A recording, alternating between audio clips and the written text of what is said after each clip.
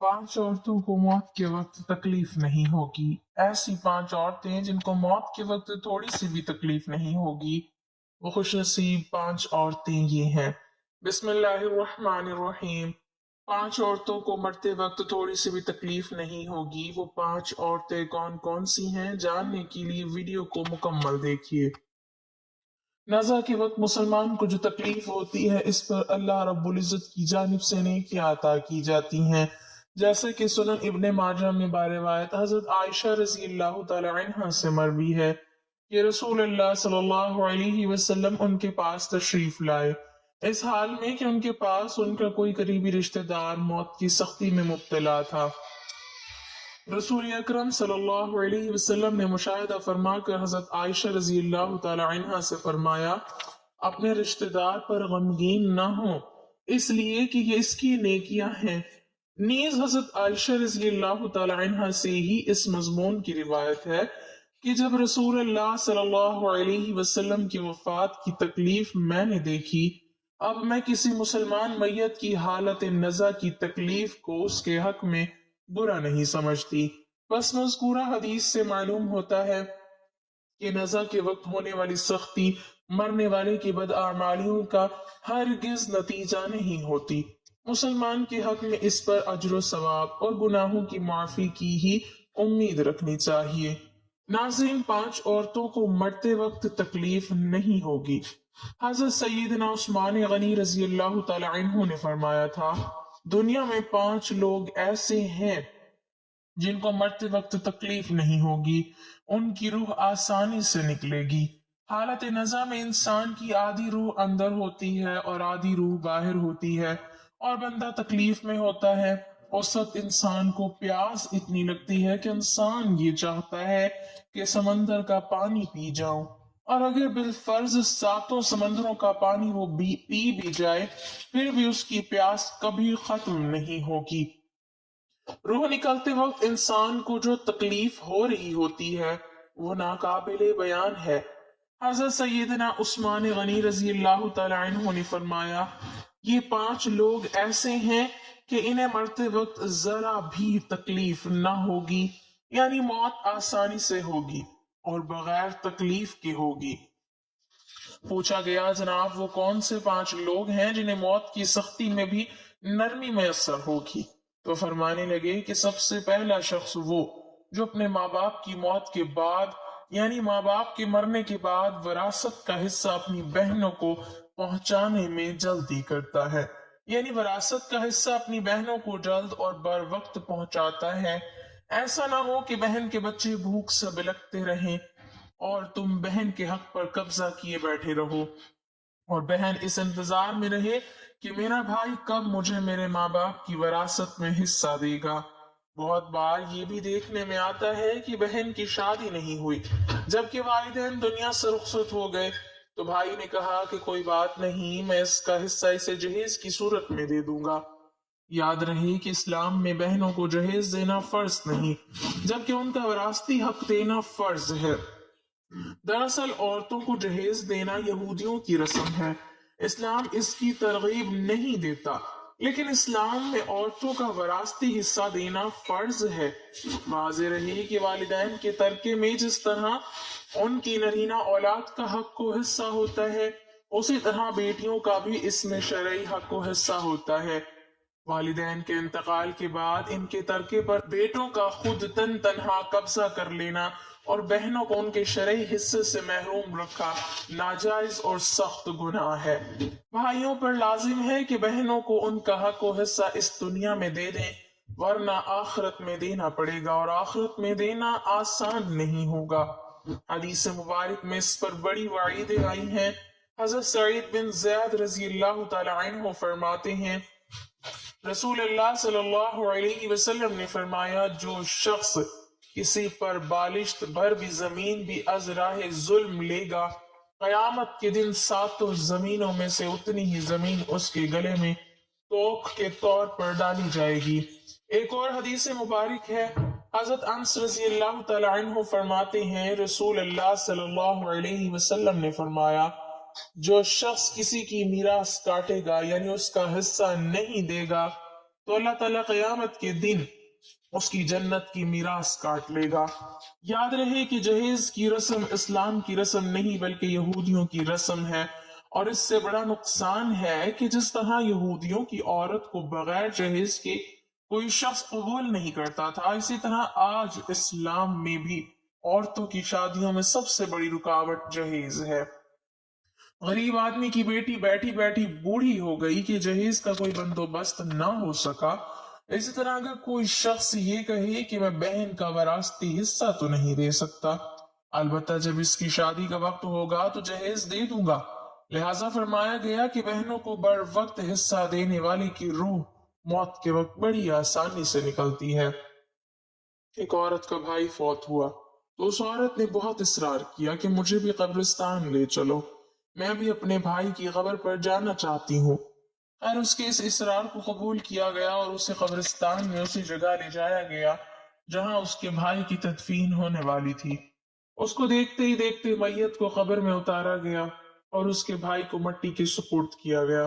جب دعا کی باری آئی تو تمام عزیز و اقارب کے سامنے اس کی روتی ہوئی بہن نے آسمان کی جانب اپنے ہاتھ اٹھائے اور آسمان کی جانب دیکھا، اس کا دل رو رہا ہے، آنکھیں چھم چھم برس رہی ہیں۔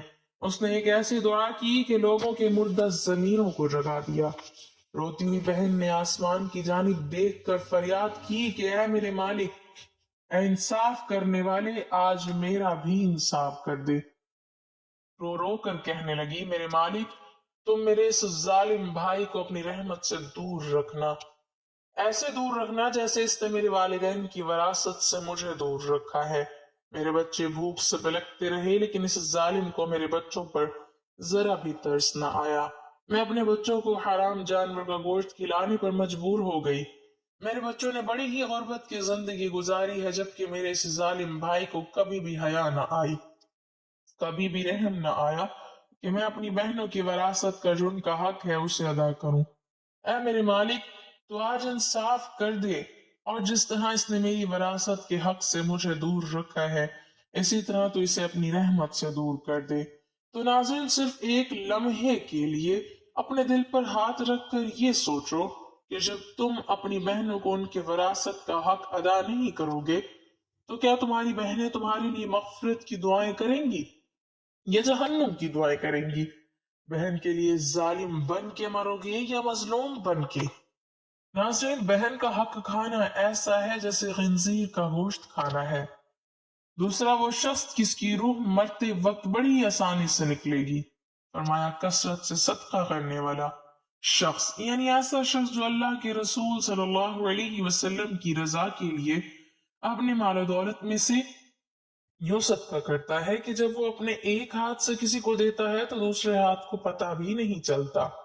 یعنی دوسرا انسان وہ ہے جو کثرت سے صدقہ کرے گا تو اس کی موت کے وقت اس کی روح آسانی سے نکلے گی اور جان کنی کا عمل اس کے لیے تکلیف دہ نہیں ہوگا۔ نمبر 3، ایسا انسان جو اپنی فیملی سے اچھا سلوک کرنے والا ہے، یعنی اپنے ماں باپ، بیوی بچے اور بہن بھائیوں سے نرم دلی کا رویہ رکھنے والا ہے، اپنے بیوی بچوں سے پیار کرنے والا ہے، حلال لقمہ کما کر اپنی بیوی بچوں کو کفالت کرنے والا ہے۔ بزرگان دین فرماتے ہیں کہ جب رزق تنگ ہونے لگے تو دسترخوان کو وسیع کر لیا کرو، یعنی اپنی بیوی بچوں پر خرچ کرنا بھی صدقہ ہے، انہیں کھلانا بھی صدقہ ہے۔ لہٰذا ایسا شخص جو اپنی فیملی پر خرچ کرتا ہو اور ان سے حسن سلوک کرتا ہو تو جب وہ دنیا سے رخصت ہوگا تو اس کی روح نکلنے میں آسانی ہوگی اور اسے کوئی تکلیف نہ ہوگی۔ اسی طرح حضرت عثمان غنی رضی اللہ تعالی عنہ نے فرمایا، جو شخص یہ سوچ کر نماز ادا کرتا ہے کہ جو نماز وہ ادا کر رہا ہے وہ میرے نبی صلی اللہ علیہ وسلم کی آنکھوں کی ٹھنڈک ہے، نماز دین کا ستون ہے، نماز مومن کی معراج ہے، اسلام و کفر میں تفریق ہے، تو 5 وقت کا نمازی موت کے وقت کسی قسم کی سختی میں مبتلا نہ ہوگا۔ پھر فرمایا، 5واں وہ شخص جو قرآن کی تلاوت کرتا ہو، یعنی خود بھی قرآن پڑھتا ہو، دوسروں کو بھی قرآن سکھاتا ہو۔ پھر فرمایا، راتوں کو تنہائی میں اٹھ اٹھ کر قرآن پڑھا کرو اور قرآن پڑھتے وقت رویا کرو۔ فرمایا، اگر رونا نہ بھی آئے تو رونے کی کوشش کر لیا کرو۔ حضرت علی حجویری گنج بخش رحمت اللہ علیہ سے کسی نے پوچھا کہ حضرت اگر رونے کی کوشش بھی کریں اور پھر بھی رونا نہ آئے تو پھر کیا کریں؟ تو فرمایا کہ پھر اپنے مقدر پر رویا کرو کہ تم اتنے سنگ دل ہو گئے ہو کہ تمہاری آنکھیں آنسو نہیں بہاتی۔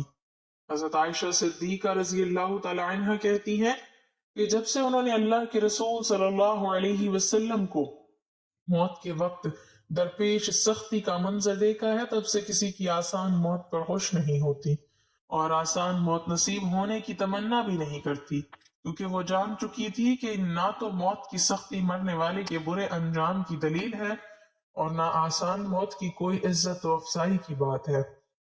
اگر سچ مچ ایسا ہوتا تو اللہ کے رسول صلی اللہ علیہ وسلم کو آسان سے آسان تر موت نصیب ہوتی۔ یہی وجہ ہے کہ نہ وہ موت کی سختی کو ناپسند کرتی تھی اور نہ کسی کی آسان موت پر خوش ہوتی تھی۔ موت کی سختی کے بارے میں حضرت عائشہ رضی اللہ تعالی عنہ سے روایت ہے، آپ رضی اللہ تعالی عنہ فرماتی ہیں کہ میں نے رسول اللہ صلی اللہ علیہ وسلم کو حالت نزا میں دیکھا۔ آپ صلی اللہ علیہ وسلم کے پاس پانی کا ایک پیالہ رکھا ہوا تھا۔ آپ صلی اللہ علیہ وسلم اس میں ہاتھ داخل کرتے اور پھر اپنے چہرے پر پھیر لیتے تھے اور فرماتے کہ یا اللہ، موت کی سختی میں میری مدد فرما۔ مختلف احادیث مبارک سے معلوم ہوتا ہے کہ مومن کی روح بہت آسانی سے نکلتی ہے اور روح نکلتے ہی اس کے لیے خوشخبریاں شروع ہو جاتی ہیں، جبکہ کافر کے بارے میں آتا ہے کہ اس کی روح انتہائی سختی کے ساتھ قبض کر لی جاتی ہے اور اسی وقت سے ہی اس کے برے احوال شروع ہو جاتے ہیں۔ البتہ متعدد احادیث مبارک میں یہ بھی مذکور ہے کہ اللہ تعالیٰ نے موت کے اندر ایک ایسی شدت اور سختی رکھی ہے کہ اس کا احساس دنیا سے جانے والے ہر شخص کو ہوتا ہے، خواہ وہ نیک ہو، مسلمان ہو یا بد ہو یا کافر ہو، لیکن مومن پر جو تکلیف آتی ہے وہ اس کے گناہوں کی معافی اور درجات کی بلندی کے لیے ہوتی ہے، جبکہ کافر پر تکلیف اس کے بد اعمالیوں کی سزا کے طور پر آتی ہے۔ چنانچہ ایک حدیث میں آتا ہے کہ مومن گناہ کرتا ہے، اسی وجہ سے اس پر موت کے وقت سختی کی جاتی ہے تاکہ اس کے گناہوں کا کفارہ ہو، اور کافر بھی نیکی کا کام کرتا ہے تو اس پر اس کی موت کے وقت کچھ آسانی کر دی جاتی ہے تاکہ اس کے ان اچھے کاموں کا بدلہ ہو۔ اس حدیث سے یہ بات معلوم ہوتی ہے کہ ہر شخص کی موت اس کی دنیا میں کیے گئے اچھے اور برے اعمال کے مطابق ہوتی ہے۔